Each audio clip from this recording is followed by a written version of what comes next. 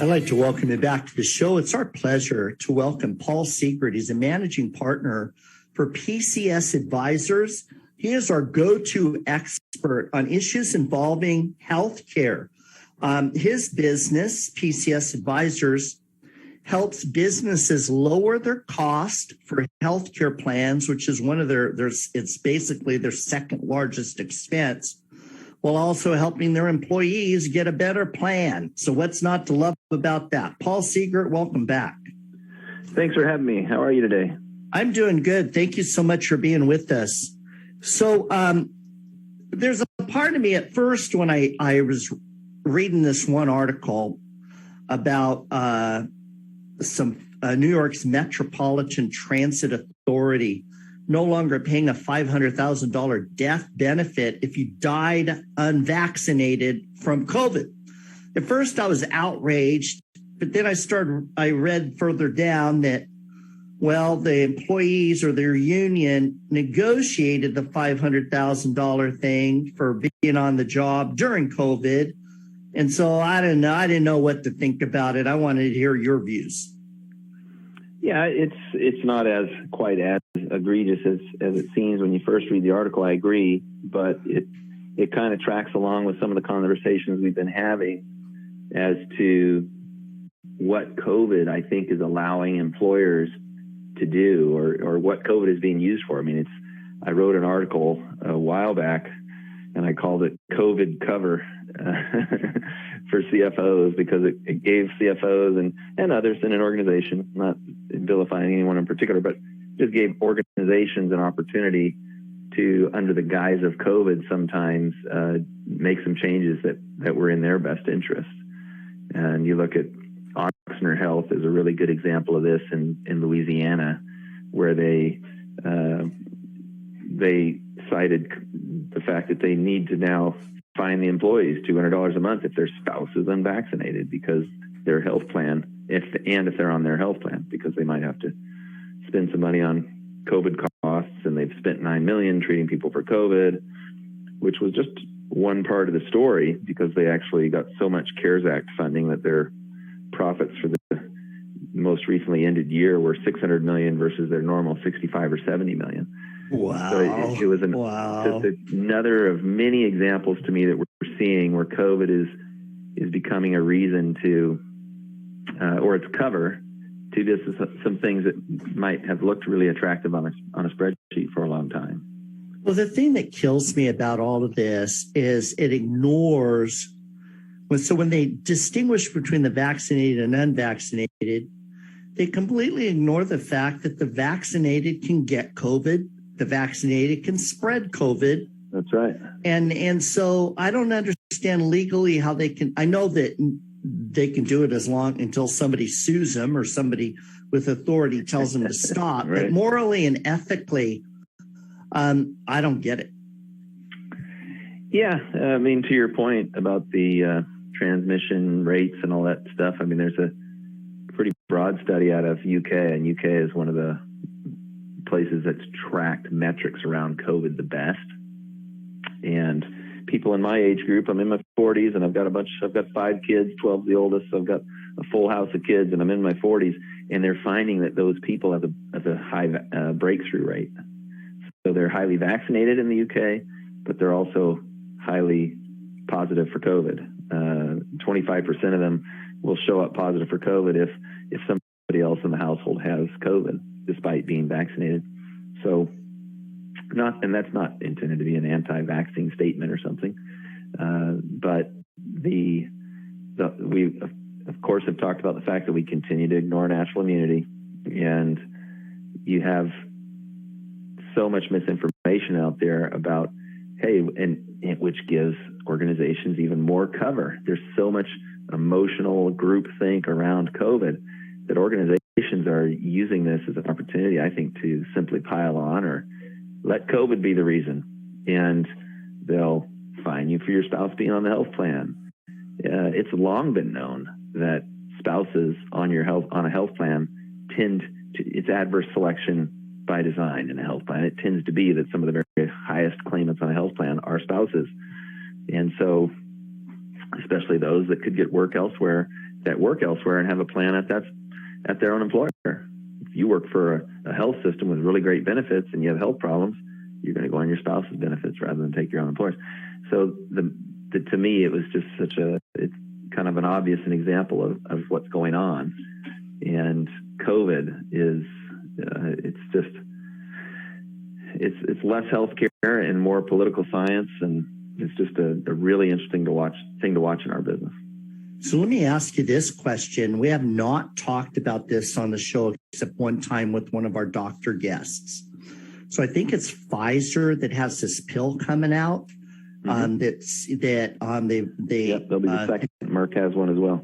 Yeah, so that this pill, if you get COVID, this does not prevent you from getting COVID, but if you get COVID, it's supposed to lessen your symptoms to the point that you will not need to go to the hospital.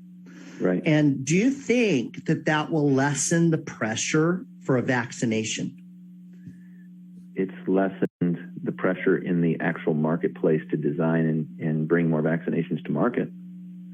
Numerous projects that were underway to bring more vaccines to market were shuttered when the announcement came out about the Merck pill and the Pfizer pill, because which tells you the answer really.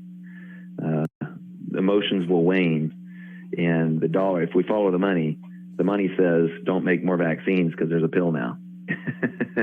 and the vaccine wanes in its effectiveness. That same UK study I talked about a minute ago, they were talking about this breakthrough rate and how high it is, the rate of these breakthrough infections, because as they tracked these 40-something-year-olds, they started at maybe 85%, 90%, 95% protection from serious case of COVID. And within 4 or 5 months, it was down into the 40s. And so then you really, if we're able to have an honest conversation about COVID, which I know you and I are, and health and policy related, we are, but as a general population, we're not. Then you'd have to really say, okay, an inexpensive pill that you could take if you were a high-risk person. A low-risk person wouldn't even need to take it. But if you were in a high-risk category and you could take it, and then you had an 85% protection, or you could get a booster every 6 months that would go from 85 to 45 in that period of time each time. If you can do math, that's why they shuttered those other projects to bring more vaccines to market. So let me ask you this. My understanding, and I may be wrong on this, is you take the pill if in the early days of COVID, right, or could you take this thing just to not get it to begin with? It's similar to HIV treatments and stuff, and so it's a protease inhibitor, I believe. And so once it's kind of cropped up, then you take it to kind of tamp it down, basically. So some people say they just repackaged Divermectin. Well, I don't think that's technically accurate, but they basically repackaged a class of drugs that came about because of diseases like HIV. All right, Paul, we're going to take a break. Folks, when we come back, we're going to be talking about the vaccine mandate as it affects via Osha for employers. We'll give you the latest news. Plus, we're going to find out from Paul if he thinks that Biden will go lower than 100 employees if he survives the legal challenges. If you're an employer and you need a better health plan and to save money and give your employees a better health plan, go to PCSadvisers.com, PCSadvisers.com. And again, Paul Seegert, our guest, is managing partner. You're listening to the Andy Caldwell Show. We'll be right back. Stay tuned. Our guest is our healthcare expert. He actually helps companies save money, and he helps employees get a better deal and a better plan, all as part of his business at PCS Advisers. And they're at PCSadvisers.com. Paul Seegert, welcome back to the show. Thank you for having me, Andy. So let's talk about Biden used OSHA, which was out of its lane, to say employees are 100 or companies with 100 employees or more have to have either COVID vaccinations and or testing the company has to do all this record keeping and intrusions into people's lives. If they fail to do it, it's $14,000 fine per violation. This is right now, it looks like a court has said, hold your horses. That's right. In fact, you might be in trouble when NPR says that the rule faces an uncertain future. And a couple of dozen states have of course, stood up against that and are questioning it. And the rule, the way that they're doing this emergency temporary standard authority that OSHA has, it doesn't get used that often. I don't think it's been used since 1994. And if you look back prior to 1994, 6 out of the 9 times that OSHA used this authority, it didn't hold up when it was challenged in court, either totally or at all, or either partially or at all. So they do not have a very good track record of defending these because the bar is pretty high. They have to show, when challenged, that the rule is put in place because of a very grave danger and it's necessary to save lives. And they did their own kind of version of scoring the rule and said it'll save 6,500 lives, and that, of course, that'll get scrutinized in these court cases as to the, how they came to that number and whether that represents grave danger, and we'll leave that to the courts. But if the past performance is any predictor of future performance, which I think it often is, then their odds are not great. Now, my question, of course, is that if he says the federal OSHA can't do it, do you think some states would use this, like California, Cal OSHA? Certainly, they could try. There's pretty wide legal consensus that an employer can make a mandate, because an employee could say, "Oh, well, I'll just go work somewhere else." So it's a different legal standard to me. And early in the pandemic, there was wide agreement that employers, if they wanted to, could make a mandate. This is different in that, you're going through OSHA to put it on all of these employers and so on. And when you look at the way OSHA works in this country, you've got OSHA with this umbrella over America, but they really only have direct jurisdiction over about half of the states. The other half of the states have their own version of OSHA, like you pointed out. And so the legal basis for challenge is maybe thought to be weaker in states that are under the direct jurisdiction of OSHA, although Texas, Florida, and Montana are. And they've all taken some formal action against this to combat it. And, Texas, what they've done has resulted in this stay. So now, they could, but we'll see what happens in the courts. So the first wave of this was for companies with 100 or more employees. And before the ink was dry, they intimated that, well, we may have another set of rules coming forth, another grave authority mandate kind of thing for companies smaller than 100. Is there any rumors out there how low would they go in terms of the number of employees? Oh, I think they'll go as low as they can, but I just think the thought was, let's see if it survives. Right. And I think the fact that there was, Biden went on tour to say, hey, to employers, and made at least some effort to get employers to enact this before it was really live, was because they anticipated it would have legal challenges that it might not survive. And even now, you see the administration's coming out and saying, do it, please do it anyway, basically, while we fight this out in the courts. And then you see, when you watch some of these CEOs, even of large companies whose policies I don't necessarily love, are still coming out saying, hey, we're not going to do the mandate. And they're kind of walking back from it because of how divisive it can be to their population. I mean, you've got this organization, OSHA, that's already supposed to somehow supervise 8 million workplaces, and they have less than 2,000 people to do it. And now they're going to just make sure everybody's following all of this too. Say, I'm worried about whistleblowers is the way they would do it. How does that affect the culture of an organization? So let me ask you another question. I've been dying to ask you this. I've been waiting for you to come back.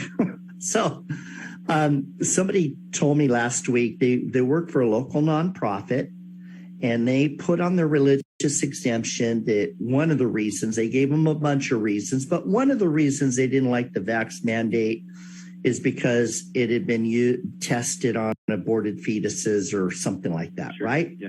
Yep. So the company came back and said, well, if you are against using anything that was used or tested on aborted fetuses, then are you going to sign an attestation that you will never use the following drugs? And they listed a bunch of drugs that were used or tested on aborted fetuses. Wow. And I'm wondering, what the hell happened to HIPAA? Well, they can sign the attestation, and the employer would really, it's unlikely they could ever verify that. Right. But what happened to HIPAA where they're not supposed, an employer is not supposed to know what you're going to the doctor for, what meds you were using, and they're not supposed to ask. Your doctor's not supposed to share that information with anybody. What the heck happened? I know that you talked about under the cover of COVID, but what happened to HIPAA? Well, HIPAA, that would be its own show. I mean, how misused that has been. That has been under the cover of HIPAA. Insurance companies have used HIPAA to add, so much cost to the American people. It's incredible. We should have a show, Andy, just on HIPAA. You tell Charlie, just come back. You tell him what you want to talk about. Well, we're going to do HIPAA because it's so aggravating to me how they've used that incorrectly. And it's like in this case, an employer is technically the sponsor of a health plan if they provide health coverage to their employees. It's not that they can't know certain things. It's how they have to protect that information and safeguard it, and how they're allowed to use it. It certainly is in question. Can they use it in this instance to do what they're doing to coerce this person to do a certain thing? That's definitely questionable. But is it about that you can't know things, or is it how you behave with that information, how you protect that information? And that's what it's really about. And it's run rampant through the system. The insurers will tell an employer doesn't know any better. They're busy building homes or whatever they do for their business. And they'll go to an insurer and say, hey, you say I need to pay 14% more this year. I need some sort of evidence as to why that's justified. Oh, we can't show you that. That would violate HIPAA. No, it wouldn't. That's an absolute red herring. I mean, it would absolutely not violate HIPAA. I'd love to. I want to do that show with you. Just let me say one last thing real quick.